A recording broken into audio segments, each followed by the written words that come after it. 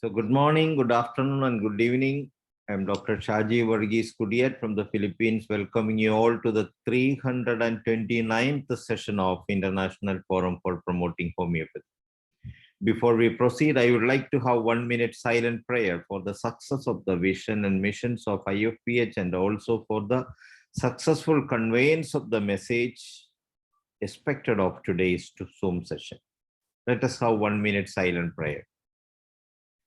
Thank you. So, for the sake of those who visit our session for the first time, International Forum for Promoting Homeopathy is an organization formed by a group of homeopathy lovers, doctors, and students at the time of pandemic, when the world remained in panic and economically and every way affected. Homeopathy emerged as the best solution for prevention, treatment, and rehabilitation of viral infections, especially COVID-19. So today we are on the uninterrupted 329th session, and today we have a very important guest with us, who is one of the very important practitioner of homeopathy in Kerala state, the hub of homeopathy in the world today, who is none other than Dr. NANDHA KUMAR KP, who has 30 years of practice and experience in the clinical practice of homeopathic medicine, who have presented papers in international, national levels, and having a very good appreciation from all the participants of his presentation, those who attended his presentations. So I invite all of you to today's participating in today's session. Dr. NANDHA KUMAR had won many awards, which include N.K. Jairam Award of Institution of Homeopathy Kerala, Vaidyasreshta Puraskar from JCI, and Shastram Award in 2018. Today, Dr. NANDHA KUMAR will be discussing with us the management of chronic kidney diseases, an important emerging problem in the world today, which is very difficult for the conventional medicine, but can be very relevantly and significantly managed and treated with the homeopathic medicine. With this, I welcome Dr. NANDHA KUMAR. And over to you, Dr. NANDHA KUMAR. The floor is yours. Please proceed.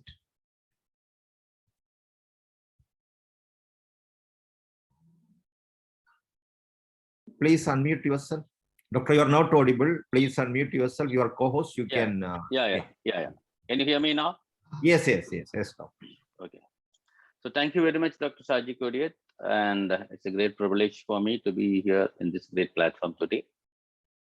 And before going into the main session, I would like to thank each and every members of this forum for the great work they have been doing for the past 2 years to fight against the skeptic criticisms and attitudes which we have been facing from the different segments of the so-called scientific people. And the great work has taken homeopathy to a long distance because of this hard work and a sincere attitude, and many promotional programs which have been done by this forum. And I've been closely observing this for the past 2 years, even though I have not been a very active participant because of my personal presence. So once again, I thank you for this opportunity. And today, the subject is chronic renal failure and its homeopathic management. It's a very deliberate and intentional word, which I would like to emphasize here, management. Because in homeopathy, we always use the word cure. And even the patients also used to ask how many months or how many weeks it will take to cure the disease. But there are certain diseases where we need to manage first. Then comes the cure. Here in chronic renal failure, the management of the disease is more important, and cure happens when you manage the disease in a very successful manner for like a long time. So you have to hold the patient by managing the symptoms, managing the blood parameters. Then only you can go into a successful cure. That itself is a very short, very small percentage which you can do because of so many reasons. We will go into the details the coming minutes of the session.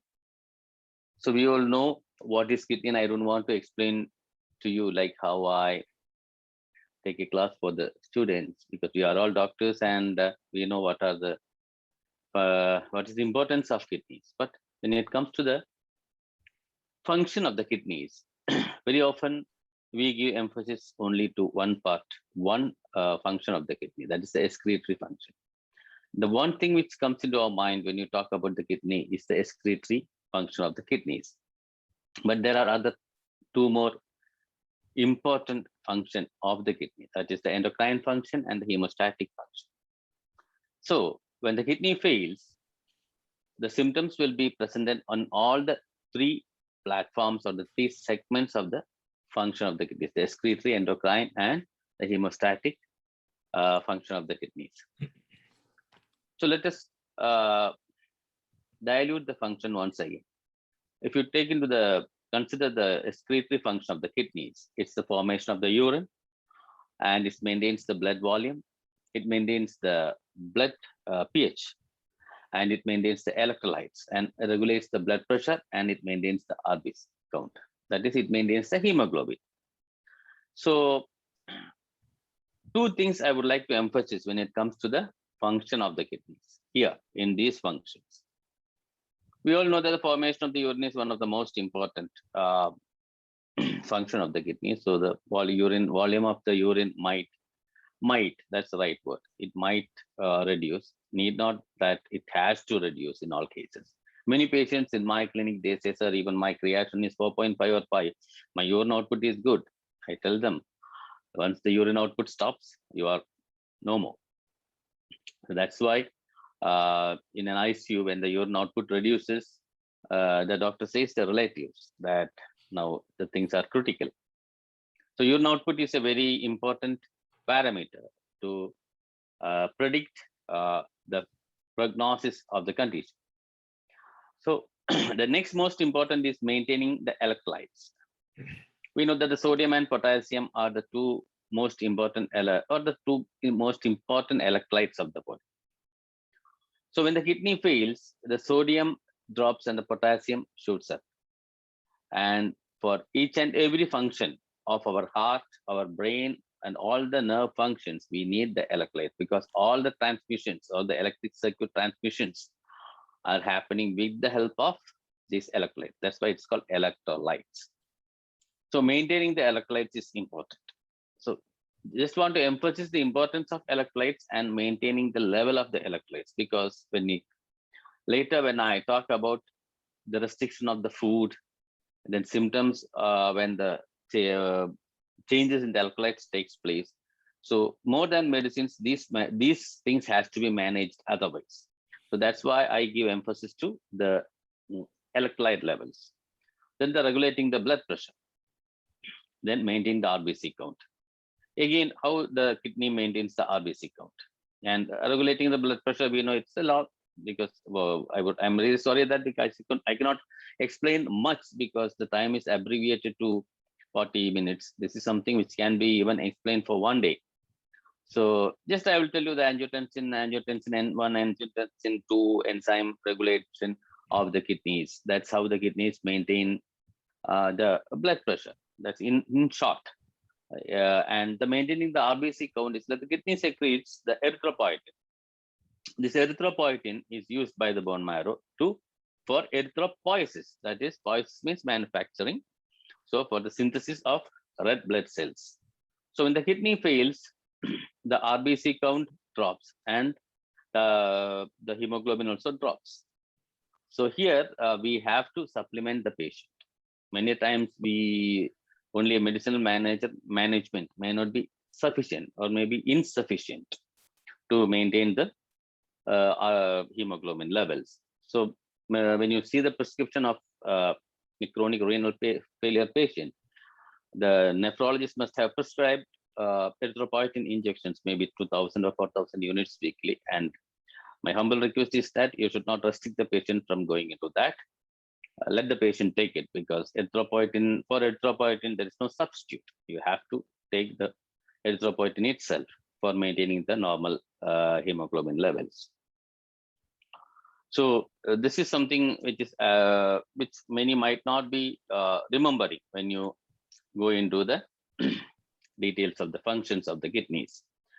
And also when you take the cholesterol levels of the body, the kidney regulates the statin mechanism of the body, which regulates the lipid levels. So in almost all cases of chronic renal failure, there will be a dyslipidemia with increased levels of all levels of cholesterols.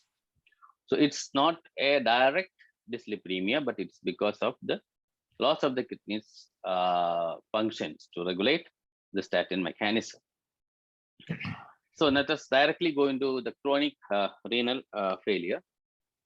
So what is chronic renal failure? It's a gradual and progressive loss of the ability of the kidneys to function normally. It's very gradual. It's very gradual. Again, I would like to emphasize on the word gradual and progressive. Why? Let me tell you one thing. A chronic renal failure patient, his condition can be actually diagnosed very early, very early. The first sign, if I ask, you all know that's albuminuria, when the presence of albumin in the urine. But even before that, we can diagnose it by testing the microalbumin, even the microalbumin. Because why albumin? That's a question. We all should know why the albumin in the urine in chronic kidney disease. Because when the filter bed gets damaged, when the kidney gets damaged, the molecular weight of albumin is much lower when compared to globulin. That's why we get first the albumin. Actually, of course, the RBC also has got a less molecular weight. That's why we get RBC also in the urine. Not always, but in infective, some other etiologies like infective pyelonephritis and other causes. But anyway, this is only because of the lesser molecular weight of the albumin. That's why the albumin escapes first when the kidneys get damaged. But when you take a urine test in many of the patients, even in a chronic urinary tract infection, chronic UTI patient, we can see that sometimes the albumin is trace, or albumin is present, or albumin is plus. But you need not get confused in such conditions, because you should look into the other aspects of a routine test of the urine. Because when you in a chronic urinary tract infection, if you see that the RBC is plenty, the pus cells are plenty, the epithelial cells are plenty. These are seen in E. coli, Klebsiella, and other chronic infections where it affects the urinary bladder walls. The protein element of these cells will be elicited as the albumin in a CAR test. So it need not be a chronic renal failure, even though in a urine test, sometimes you see an albumin plus. So what you should do is that you should verify that and again ask the patient to test the urine even after the infection is being prevented or controlled. Second, you can ask the patient to a microalbumin test and other renal blood parameters also. It might be normal, it might not be. But when I'm just explaining it on the basis of the urine investigations which you got from a patient with an albumin positive. But otherwise, in a patient where there is no pus cells, no RBC, and no epithelial cells, or 1 or 2 or 2 or 3, but the albumin is plus or double plus, definitely you should go into the further investigations. What are the investigations? Now in urine, you can check the microalbumin, which is the finest test for predicting that your kidneys are going on a wrong direction, in a wrong path. Second, the spot protein and spot creatinine, and the ratio of spot creatinine and spot protein. It should always be below 5 minimum. As that ratio is being monitored, especially in cases like nephrotic syndrome, where there is the urine creatinine and the urea will be normal, but it's always a disease where there is a profuse albuminuria. along with hypertension and dyslipidemia. So that's how we differentiate, because in a nephrotic syndrome, the urine, there will be albumin, there will be increased hypertension, then there will be dyslipidemia, usually seen in children and youngsters, but there will not be increased levels of creatinine, urea, or any other blood parameters. And again, when you take a scan, it will be a normal kidney. But in nephropathy, there will be changes in the ultrasound, the echogenicidity, and others. I will come into that later.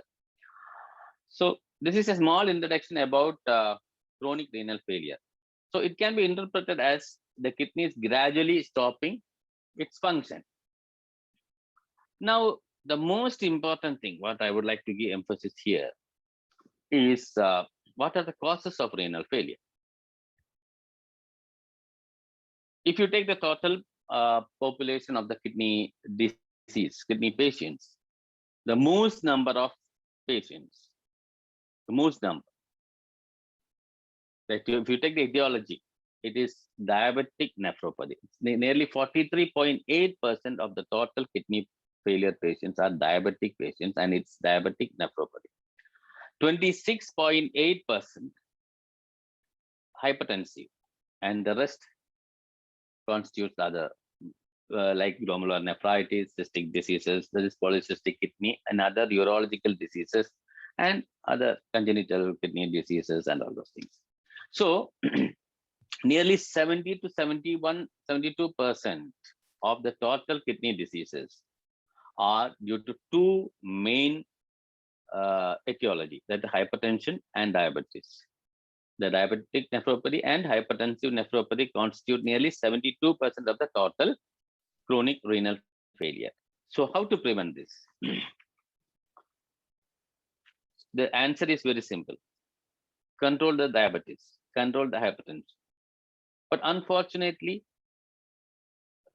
in the initial stages of the disease, many people doesn't take the initiative of controlling these two diseases, because these two diseases are asymptomatic diseases, especially when these diseases attack young generation. If the patient is 30 or 40, because of his youth, he'll be having a good vigor, and he will not experience even a lethargic syndrome because of any of this disease. So he might not go for a medication, neither he will monitor it. But when this starts in a patient who is above 50 or 60, the age group itself will demand some level of medical attention, and that age group is also more aware about the health. They become more conscious about the health. So they will visit the physician very often and check the blood pressure, check the blood sugar. So they will have they are more keen on keeping these levels under control. But when it attacks a young generation, they are least bothered about it. So that's why when these groups, when they reach an age of 40 to 50, they end up in chronic renal failure. So these are the main causes of chronic renal failure. The diabetes and hypertension are nearly 72%. And in fact, glomerular nephritis, nearly 8%. Cystic diseases. Cystic means polycystic kidneys and tumors and other things. Then urological disease. Nowadays, it is very rare, but still, in some patients, they have congenital pelvic junction obstruction. The patient might not know it, because otherwise it may be normal. But one fine morning, because of some other reasons, I have so many cases here where an ultrasound was taken accidentally for some other reason, and it was diagnosed that there is severe hydronephrosis and enlargement of the kidneys due to pelvic junction obstruction, and the child may be 10 years or 15 years. Usually on that age group, before 15 years, you cannot expect the patient to take a scan, but in old age you might.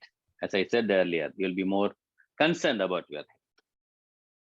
So, and nowadays stone obstruction is not a cause, because there are so many other methods to remove the stone and to remove any obstruction on the pathway.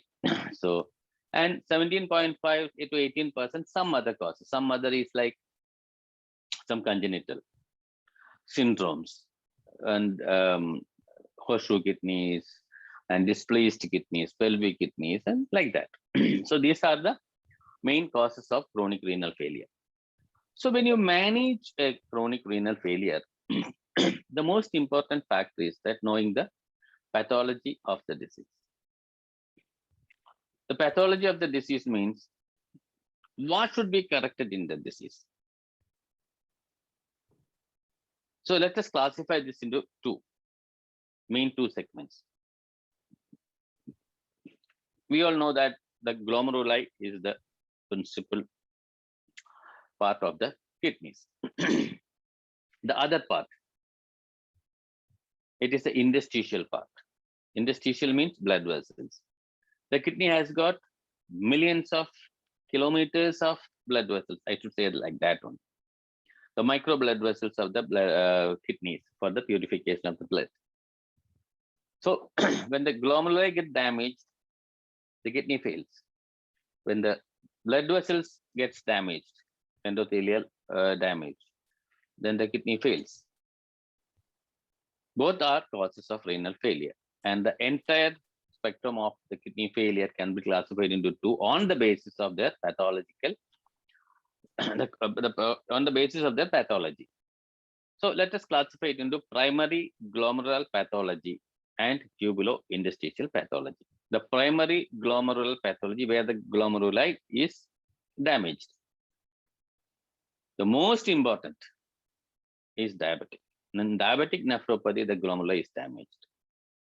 But it is not primary. There are certain other causes where the glomeruli is damaged primarily. For example, in membranous glomerular nephritis, membranous proliferative nephritis, then basement membrane nephritis, and IgA nephropathy.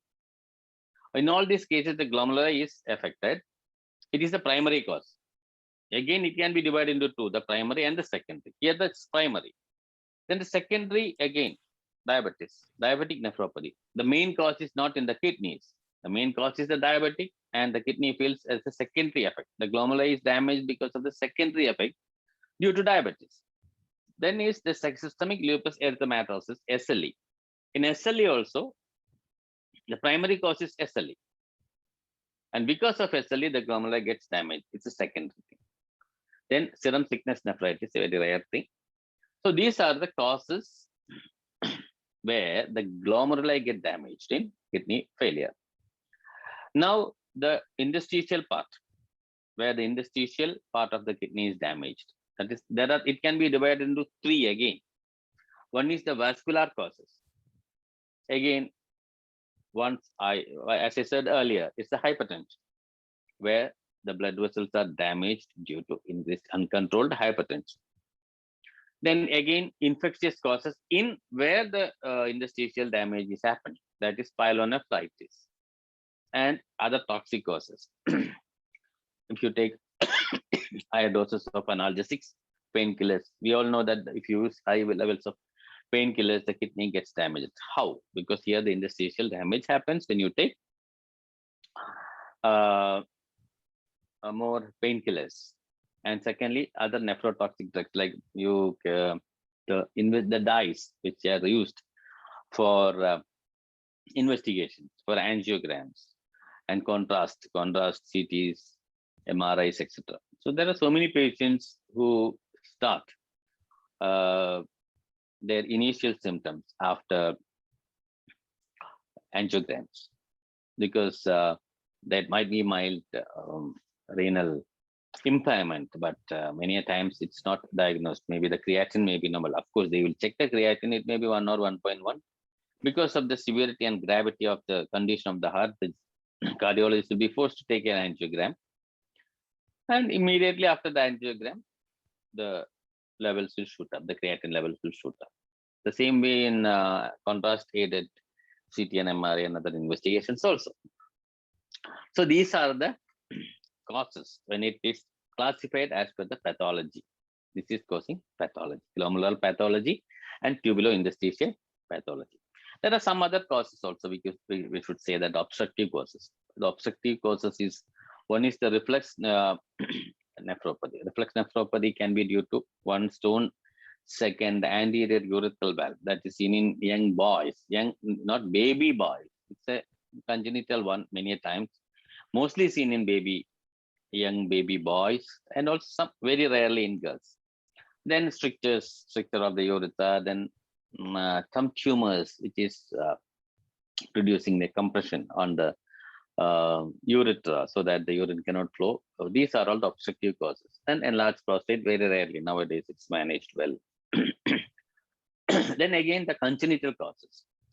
That is, one is the main common thing is polycystic kidneys, then renomegaly, then supernumerary kidneys, renal ectopia, that's pelvic kidney. The kidney is displaced, it's not in the renal fossa, it's displaced somewhere else. Then horseshoe kidney, the shape is like a horseshoe. So these are congenital malformations. Then certain other types of hereditary nephropathy. Hereditary, it's certain syndromes like Alport syndrome, Fabry syndrome, nail patella syndrome. So I don't want to go in detail about that. So these are all the causes of renal failure. Now let us classify. Now we will go into the stages of the kidney disease because we don't have much of a time now. So as I said earlier, this is a very progressive, slow and progressive disease. So unfortunately for us, when a patient comes to you for a homeopathic treatment, it will be always in the last stage. Very rarely you get a patient in the stage 1 or stage 2 category. That is because once the nephrologist has to say that you don't have any other go, but you have to go for the dialysis, then only the patient will think of any other options, and then they opt for either homeopathy or some other. So like that, they come to us. Now the time is, for you, the time is very less. The patient is at the brim. He's in the doorstep of the dialysis room. So this is our greatest challenge when you treat chronic renal failure. But nowadays, we are in our clinic, we are treating near 10,000 of cases of chronic renal failure, where now because of our good results, there are so many patients who initially also come to us. But still more than 60%, they come at the very early, very late stage of the disease. So this progression, this gradual progression of the disease, that's a good news for anybody. If you find that your kidneys are secreting albumin through the urine and your creatinine is slightly shooting up, it was below 1, now it's going up, it's not a good news. It's a progressive destruction is happening in the kidneys. Now, the so-called modern medicine says that you cannot reverse it. You can only stop it, but both are not happening.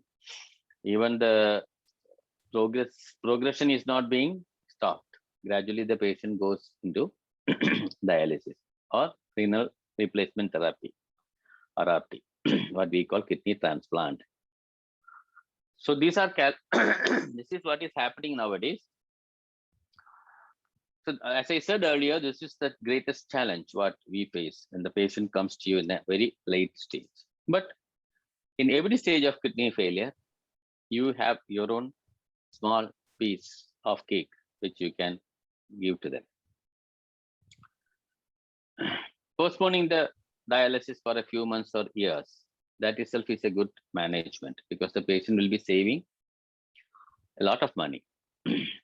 1 year dialysis, you can imagine how much money he has to spend. If he can postpone it for 1 year, patient is saving a lot of money, a quality life for 1 year, and so on. And during this process, if you could manage it well for a long time, you have enough time to manage, you have enough time to think, you have enough time to work on it.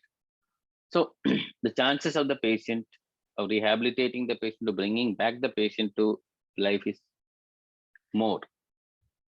See, everything is calculated on the basis of GFR, the glomerular filtration rate. That's a significant, most significant value which determines the function of the kidneys or the efficiency of the kidneys when it filters your blood. So apart from medicines, we all know, we all manage everything with our medicines. But in chronic renal failure, just medicines are insufficient to manage the disease. So what all should we do? What all should we do? Number one, before going to that, I would like to tell you one thing. 99% of chronic renal failure patients will have hypertension. It may not be a hypertensive nephropathy. It may be a diabetic nephropathy or a polycystic kidney or any other cause. But once the kidney damages, the blood pressure will shoot up. As I said earlier, the role of kidney in regulating the blood pressure. That's the cause. Now, it's a double-edged sword. Increased blood pressure will spoil the kidneys. And when the kidney fails, the blood pressure shoots up. So, number one, how to slow down the progression? You have to control the blood pressure. So, my humble request to all of you is that if the patient is taking any antihypertensive drugs, it is sure that the patient is taking some many times when they come after all this treatment, the patient is consuming some antihypertensive drugs. Don't ask the patient to immediately stop those drugs.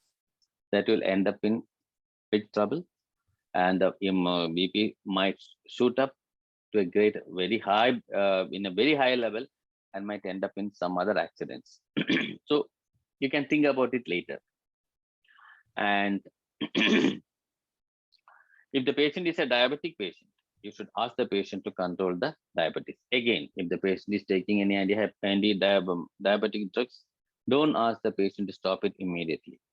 And if the patient is taking any tablets, you can even ask the patient to consult the diabetologist and shift to insulin, because that's much better in chronic renal failure. So controlling the diabetes, controlling the hypertension, keeping the HbA1c under control. Then other causes. As I said earlier, if there is any obstructive causes, you have to remove the obstruction. Either with your medicines, or if it is an emergency with any surgery, you can advise the patient. And then if it's an infective cause is there, it may be primary or it may be secondary. Maybe an infection is a secondary one. Primarily, the patient may be a nephropathy patient due to diabetes or hypertension, but now the patient may be having a chronic urinary tract infection with high pustules, and you culture the urine, you might get a very high volume. Colony volume will be very high, more than 1 lakh. So control the infection. That's the third important thing. Then ask the patient to avoid painkillers or any other drugs which will damage the kidneys. Then again, other contrast dyes or any chemicals which will affect the kidneys. Then last but not the least, the diet. And I will go give a small explanation about the diet, and ask the patient to stop all vices, smoking, drinking, and all those vices. So these are the advices which you can give to the patient in a chronic renal failure.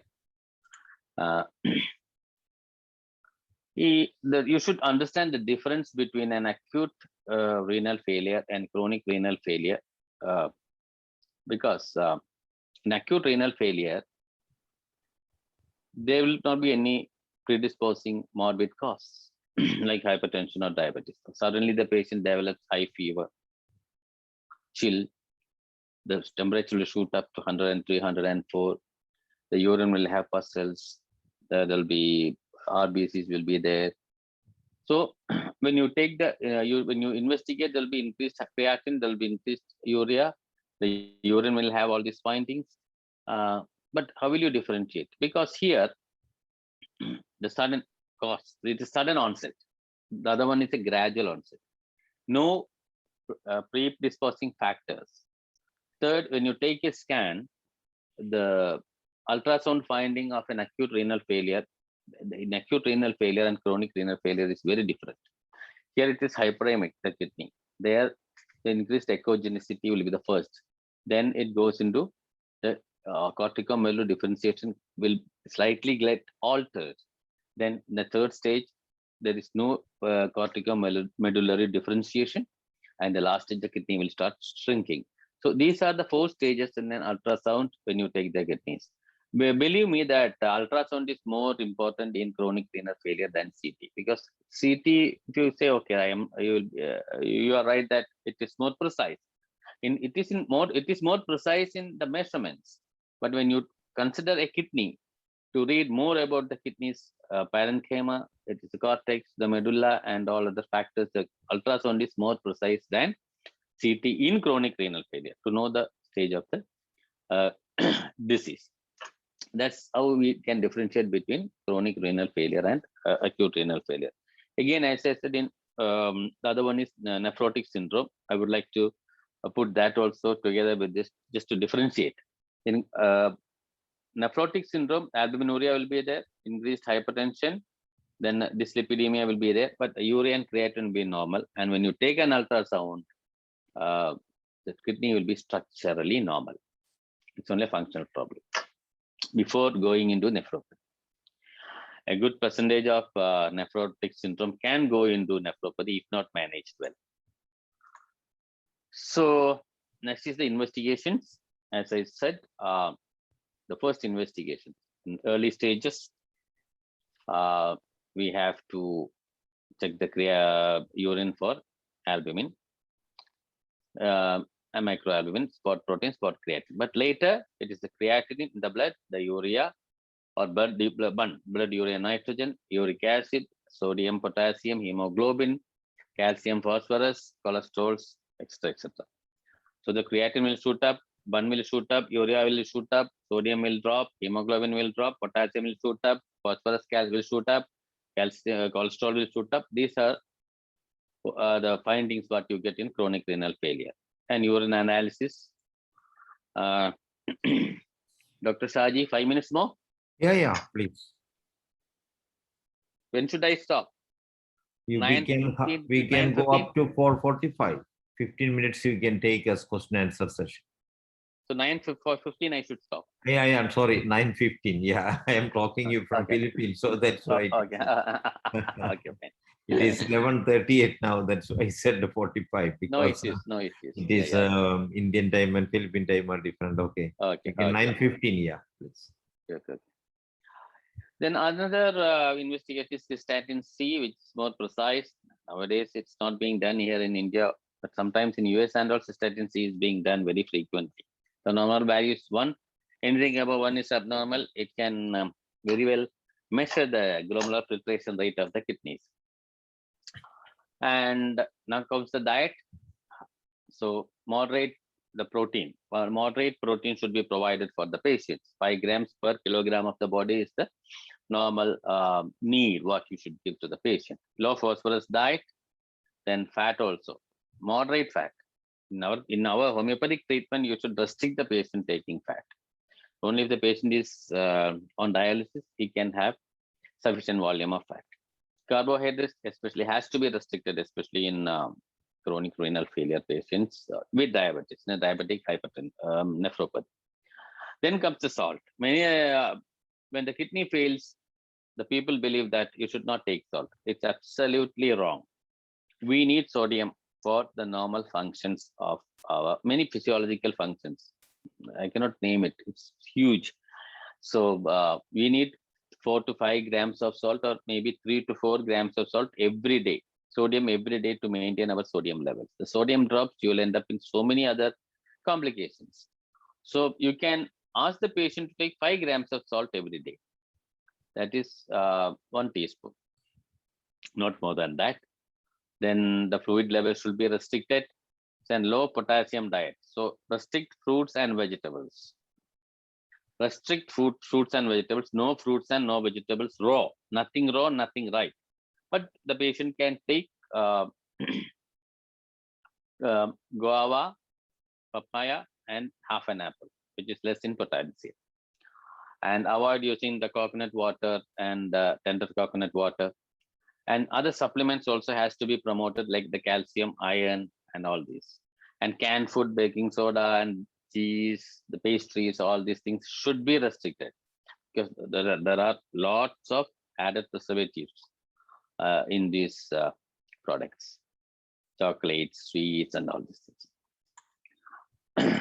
Now, time is very less. I will directly go into some drugs which I have found myself very effective.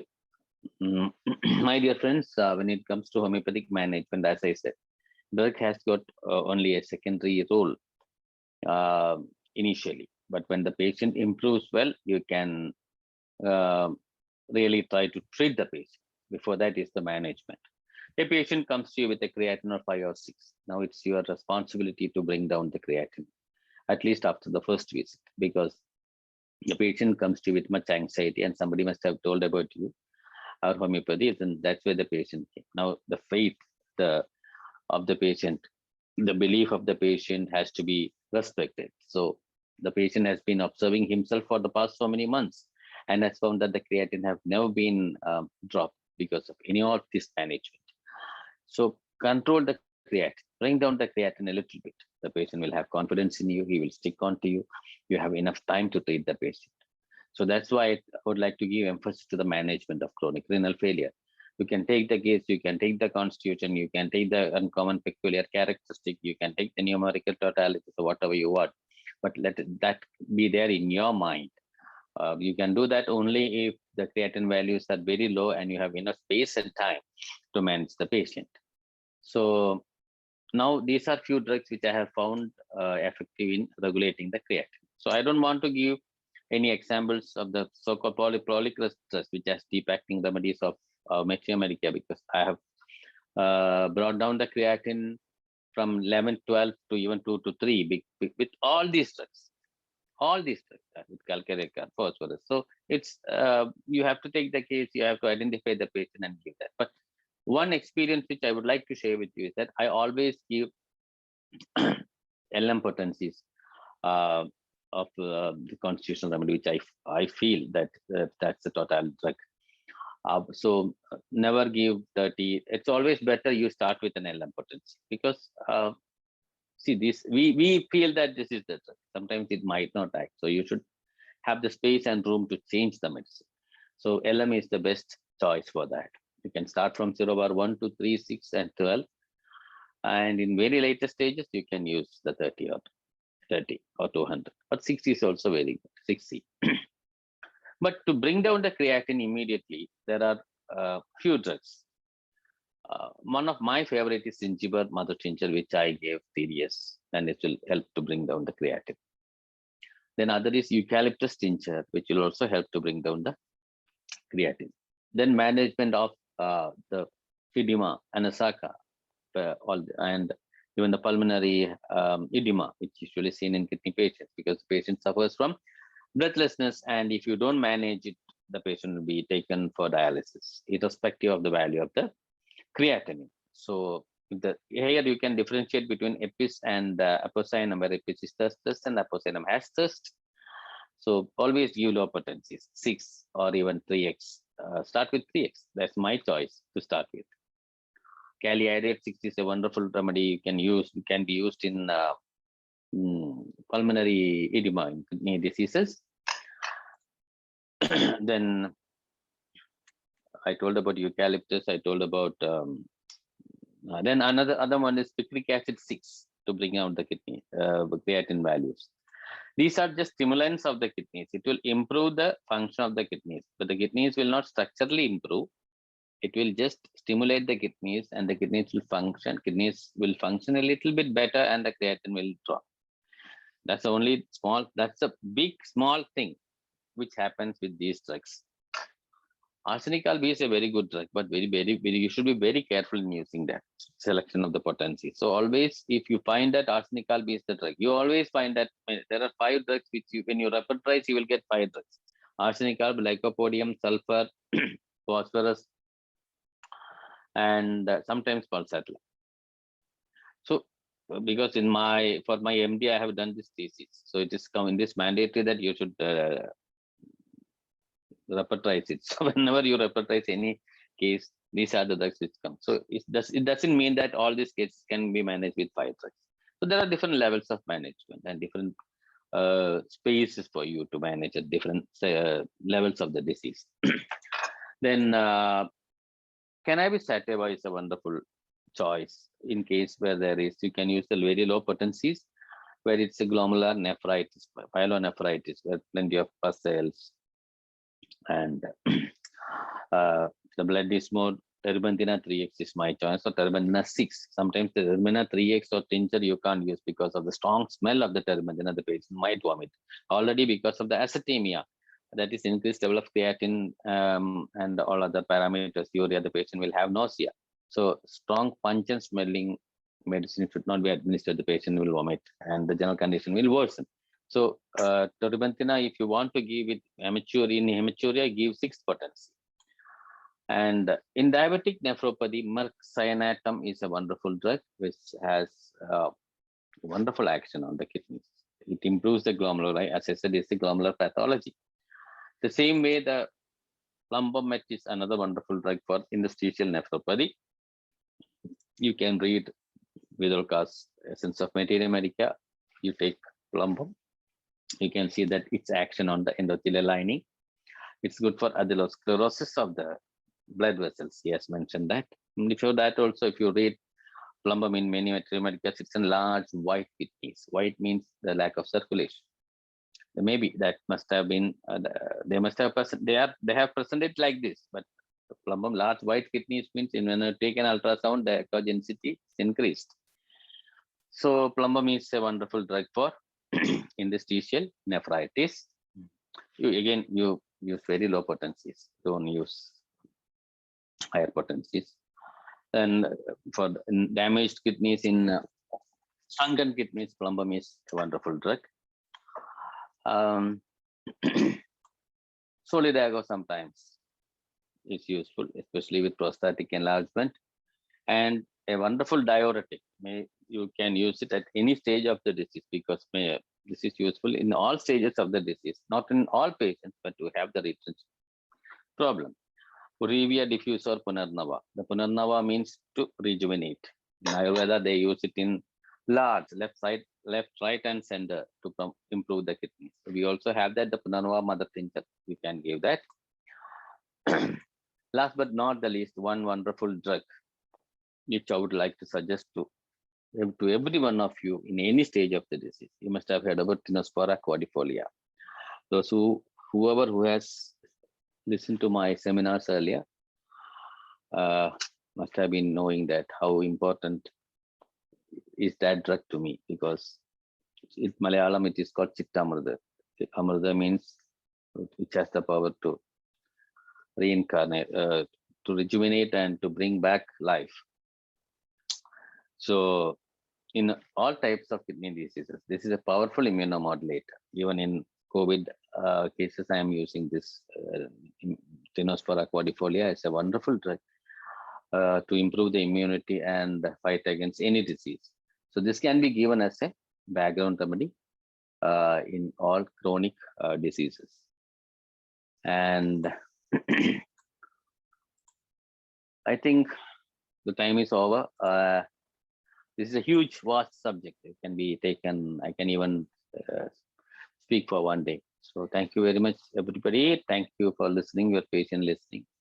Thank you, Dr. Nandha Kumar. We can go to the question answer session right away. Those who wish to ask questions, please go to the participant list and raise your hands. We will call you based on the order of raising hands. So the first one to ask question now is, there are a lot of hands raised.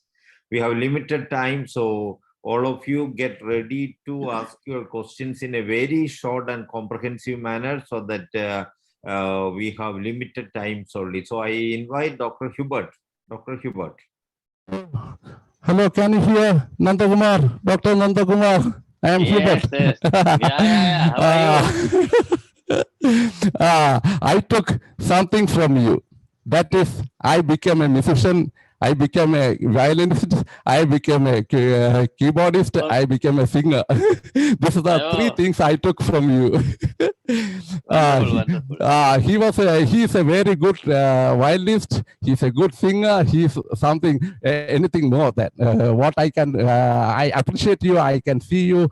I am very much thankful to you. I will meet you again. That's all. The time is limited. Thank you very much. Thank you. Very good class. Very happy it was to a very see you. good class. Thank you.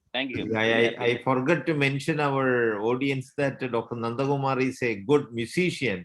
Every Sunday he has a program about music from 9:30 from, I think. Please mention, Dr. Nanda Kumar, your music program so that our viewers can tune into that.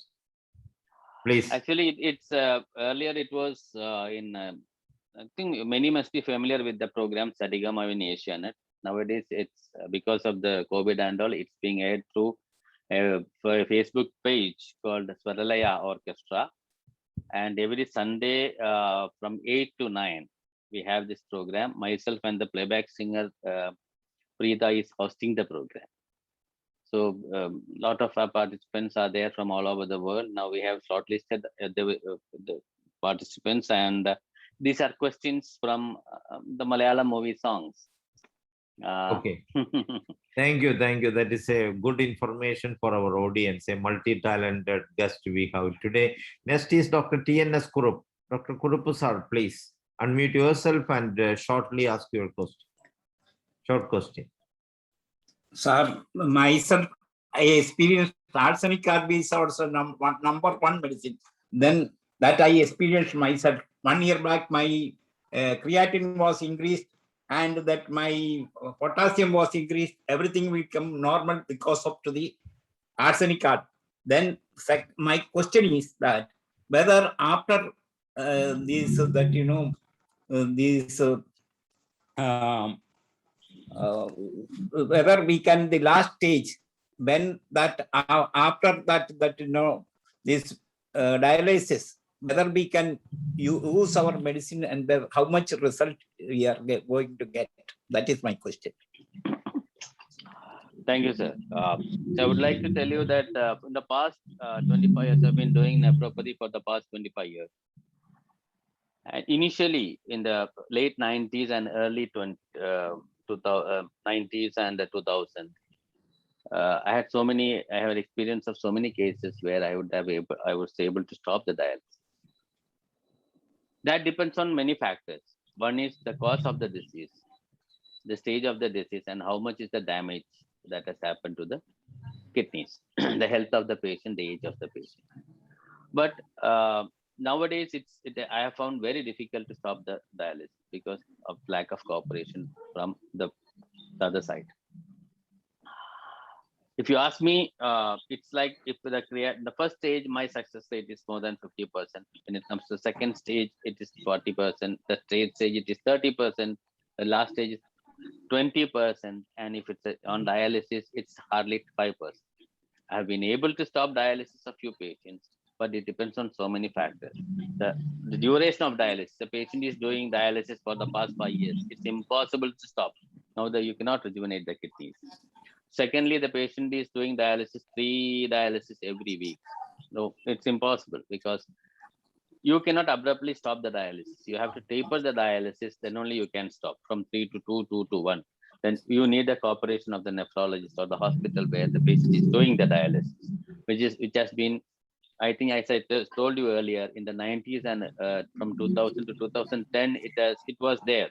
I got good support from few nephrologists, but nowadays the scenario changed. They are not cooperating. They will not let the patient even reduce the number of dialysis. So nowadays it has found very difficult. Even though sometimes we might be able to do that, but we need the support. Otherwise, without tapering the dialysis, we cannot abruptly suddenly stop the dialysis. Thank you. Thank you. Thank you. Your presentation was extremely good. Excellent. Thank you very much, Dr. Thank you, Dr. Badran sir, please make your question very short. Our time is only 5 minutes remaining. More than 5 hands raised there, please. Badran sir, unmute yourself and please, short question, please.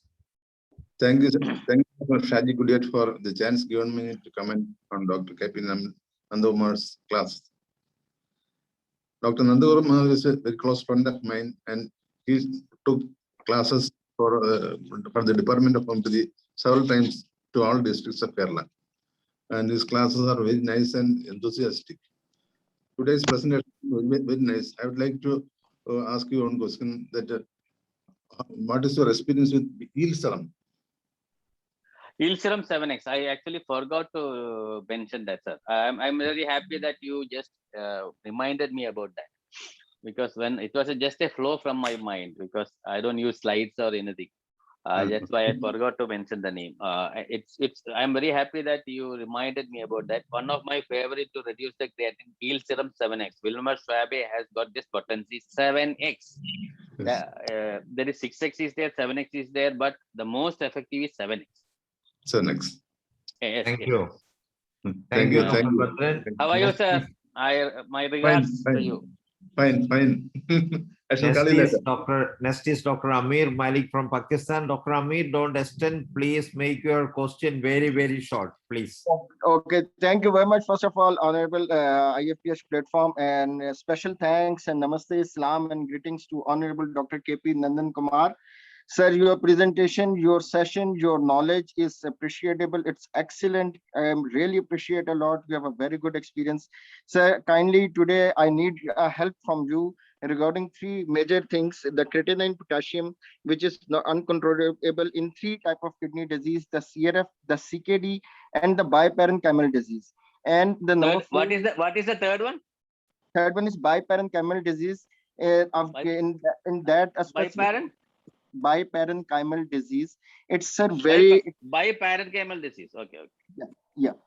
And number four is the rapid downfall of hemoglobin during the CRF patients and CKD patients. What to do with the easy affair of the CKD patient, and what to do when the hemoglobin is continuously dropping in CRF cases and biparenchymal disease. And sir, a specific remedy which can maintain the potassium level and the creatinine. Which is most effective in the Okay, doctor. Well, first of all, the CKD, CRF, and biparenchymal disease is all the same. Yeah. Chronic kidney disease, chronic renal failure, both are same. CRF is an old usage. Nowadays, they use the words chronic kidney disease, CKD. Okay. Biparenchymal means the parenchymal changes and parenchymal disease of both the kidneys. Uniparenchymal is, it can happen in some other, in very rare diseases such as infective pyelonephropathy. Only one kidney can get affected and one kidney's parenchyma can be affected, like that. Okay. Now, regarding the management of the hemoglobin, as I said earlier, you have to ask the patient to take erythropoietin. You cannot manage it with your supplements or either with the allopathic supplement, because it is because of the deficiency of the erythropoietin, and the erythropoietin 2000 to 4000 units intra injection has to be taken. The patient is taking that, allow the patient to take, or ask the patient to go to a doctor and take the prescription and do the injection. That only will maintain, and you have to take it for 12 weeks, weekly, one dose of 4000 units. That's the management for hemoglobin. Otherwise, the hemoglobin cannot be managed in chronic renal failure. 2. And other question for the potassium and sodium. Potassium, in our Califos is a wonderful drug to control the potassium, and in phosphorus also, phosphorus ceroborban is a good drug to control the phosphorus. But you ask the patient not to take anything raw or right. Even the patient wants to take some vegetables, ask the patient to rinse it well in water, boil it with excess water, pour away the excess water. Now you can remove the potassium from that vegetables, and he can consume that. That has to be done continuously by the patient, because then only the potassium will be regulated. Thank you, doctor. Our time is over now, but I will just finish shortly with the already raised hand. Dr. Jayendran sir, please unmute yourself and very short your question. Dr. Nandha Kumar, you said that the hypertension is the main reason for the diabetic nephropathy. Then No. Diabetic nephropathy is different and hypertensive nephropathy is different. For diabetic nephropathy, it is the glomerular pathology where the glomeruli get damaged. In hypertension, it is the blood vessel. That's the interstitial part of the kidney is getting damaged. Okay. Both are different. Okay. What can be think so in the hypertension? A patient came with continuously low BP. What can be think so? See, when I talk in a forum like this, I should be in par with the so-called scientific findings and the scientific statements. There is nothing called hypotension which is harmful to you. If you take the blood pressure of a 10-year-old child or a 5-year-old baby, the BP will be 100 bar 60 or 90 bar 50, which is not at all harmful. So unless there is an hidden pathology, either in the heart or due to some other diseases, if the patient is otherwise healthy, and if the patients nowadays, even it is said that 110/70 is the best. But if the patient is otherwise normal, you need not worry about it. The patient will live for 100 years. I can tell you a few stories regarding that. When the research was done in persons who lived above 100-120 years, the most common thing that was found is that all had a very low BP, because in a very low blood pressure levels, the tissue health will last longer. You have seen the brain problem. Pardon? Maybe it belongs to cardiological problem. If it is because of that, that's why I told you, if there is any hidden pathology due to cardiomyopathy or any other such pathology, that has to be managed. Otherwise, there is not low BP is not something which needs a management. That should be monitored. That's all. Thank you. If there is no pathology hidden behind that, no pituitary causes, no cardiac causes, all. Thank you. Thank you. Now it is Dr. Lokmani Gupta. Please shorten your question, doctor. Please, very short, please. Okay, sir. Okay, sir. Thanks a lot for giving me an opportunity. A very good class, very good presentation of Dr. Nand Kumar ji. I congratulate. Sir, my question directly that what is your opinion about cancer and ammonium carb? I treated ammonium carb syndrome with cancer. Yes. Cancer is, I've been using cancer. Again, I told you I forgot few drugs because of the time restrictions. As you reminded me about cancer, I've been using cancer many a times. I had a discussion also with our late respected Banerjee sir regarding this. He told me about cancer usage of cancer in chronic renal failure. I also used cancer.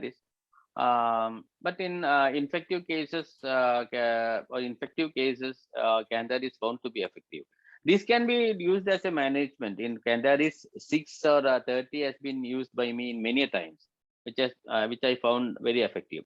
Ammonium carb, long back, 15 years back when I was in US, one doctor told me that ammonium carb tincture is very good.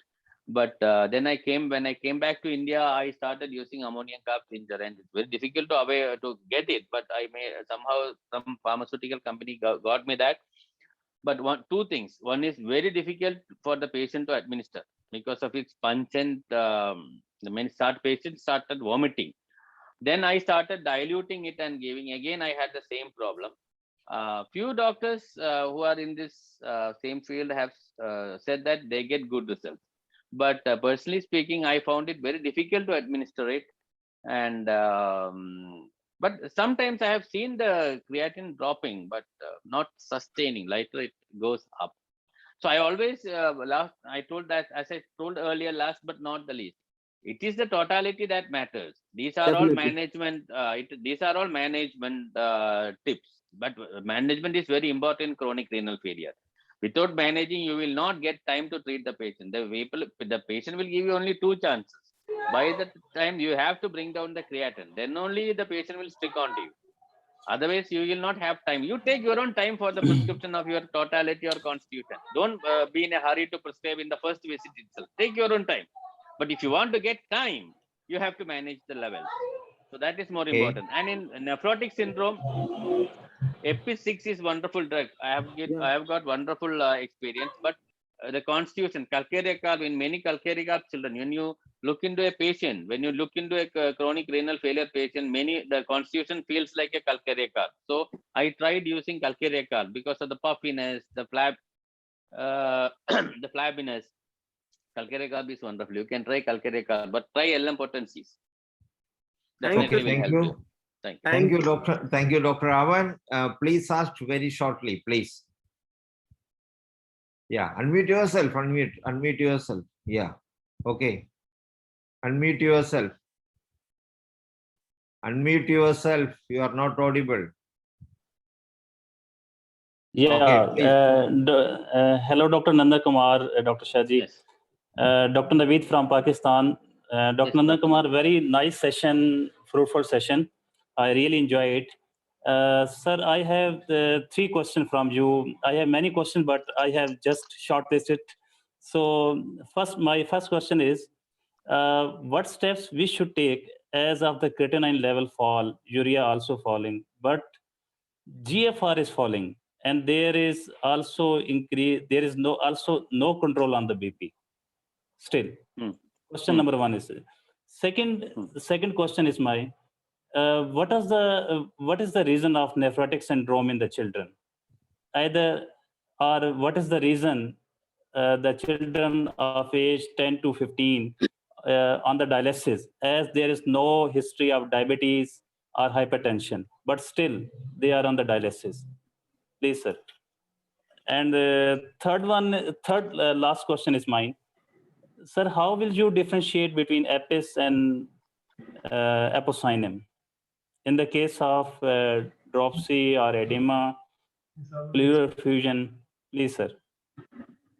Okay. Thank you, sir. First question, creatinine. How to bring down the creatinine and urea? Simple. As I said, these are the tips. These are only the tips. You can use all whatever I have said, the mother tinges, etc., to bring down the creatinine. And regarding the GFR, the glomerular filtration rate is directly proportionate to the creatinine level. If the creatinine drops, the GFR goes up. When the creatinine goes up, the GFR goes down. So it is related to each other. So if you want to improve the GFR, you bring down the creatinine. Okay, doctor, understood? Okay, Sir, here is please. on the Sir, basis here of is please. creatinine. Sir, Pardon? here is please. Here is please. Sir, I have a patient whose creatinine is 9.8. Creatinine Very reduced to 4.5, then 4.3. Urea also reduced, but GFR was not reducing. The GFR was at the level of 4, and it was still at the 4. No, it is wrong. The calculation is wrong. Definitely, you do one thing. You check the test called cystatin C. Cystatin C. CYS TATIN is cystatin C. From that, you can very easily calculate the GFR. Okay, sir. And second, nephrotic sir, syndrome. Repeat, please. Cystatin CYS TATIN C. Okay, sir. Okay. Thank you, sir. Second is nephrotic syndrome. Nephrotic syndrome patient will not go into directly dialysis only unless it goes into nephropathy. This the modern medicine people, they treat with steroids, and because of the hyper usage of steroids for 5 or 6 or 7 years, the patient's kidney will end up in damage and go into nephropathy, and that's why the patient is going into dialysis. It is not because of nephropathy, not because of nephrotic syndrome. So third, the difference between epis and apocynem, the most remarkable prescribing symptom in epis and apocynem on dropsy is epis is thirstless, and apocynem is thirst. Okay, right. Thank you, Dr. Raman. We are late already. Thanks so much, sir. Please. Thanks so much, sir. Dr. Sumam. Sumam, please shorten your question urgently, please. We are already 9 minutes late. Our guest is waiting. Please, please, very short. Okay, sir, I am having one patient with chronic diabetes, and he's under dialysis. On a sudden, the patient become recovered from the blood sugar in normal level, and he is taking 2 or 3 times weekly dialysis in the home itself. Patient is well off, and after 2 or 1 month, patient become immediately stroke and completely lost their speech. So my question is it because of chronic kidney disease or because of dialysis? Can you manage this case? 2 things. One, the patient is doing dialysis at home. It is doing the peritoneal dialysis. It is here. He is doing peritoneal dialysis at home, right? Yeah. The sugar became normal. It is a very abnormal thing. In very chronic renal failure, when the kidney totally stops functioning, the sugar might drop. It is not a good sign. It's a bad sign. One. Okay. So secondly, the patient can develop stroke because of this chronic diabetic only, because As the kidneys, the diabetes damage, diabetic angiopathy, all the stroke, it affects the blood vessels of the brain, and the patient will end up in stroke. And during dialysis, what happens is that there will be a change in the blood pressure, the pressure will shoot up. It's a common complication of dialysis. That's why before dialysis, or you have to sign and give to the authorities, because during dialysis, the BP will shoot up, and even the main complication of dialysis is congestive cardiac failure. The patient can die on the dialysis table because of congestive CCF. So that's a complication. So during dialysis, the chances of hypertension, the blood pressure shooting up is very high, and that may end up in cerebrovascular accident. That's what has happened here. Now for the speech, madam, you can try Naxomica, because Naxomica is the drug loss of speech after apoplexy. You can refer the Metriomedica. Naxomica is the drug. Thank you. Thank you, Okay, Dr. thank you. Saman. Next Thank you. is last question. Dr. Muhammad Saidan, please Yes. introduce and the short question. Yes. Please. Thank you. Do you hear me? Yeah. Doctor, please. Sir, what is your experience in apis mellifica in renal failure? Do you use it? Do you recommend it? I strongly recommend in case in CRF only to manage the symptoms, where there is increased edema, anasarca, ascites, and I said earlier the differentiating symptom as thirstless. The thirstlessness of epismel is very important in chronic renal failure, because in a patient, when a patient goes into chronic renal failure, he will be restricted. His water intake is restricted. Tomorrow, when I ask you, sir, not to drink water, your thirst will psychologically increase. Yeah, but in EPIS, even the patient is restricted, the patient doesn't want to drink water. So that's a very, even though it's a cardinal symptom of apis mellifica, and in CRF, it becomes more important. One. Secondly, it is not a curative one. Definitely, it has an action on the kidneys. And if the symptoms persist and symptoms are similar, and you have this uncommon peculiar characteristic of epismel, definitely you can start this. My choice is from 3x to 6C, not more than that. Thank you. Thank you very much. Thank you. Thank you. I apologize for the moderators of the next session. We are late 13 minutes. I am apologizing. And I am very thankful to Dr. NANDHA KUMAR, who appeared in our forum with a very short notice and conducted a very nice, excellent session. On behalf of all those who participated today and IFPH, I thank you from the bottom of our hearts. Thank you. Without any delay, handing over the session to the next session. Thank you. Good night. See you again. Thank you. Bye-bye. Thank you, doctor. Thank you, Dr. Shaji. Allah. Thank you very much. Good night.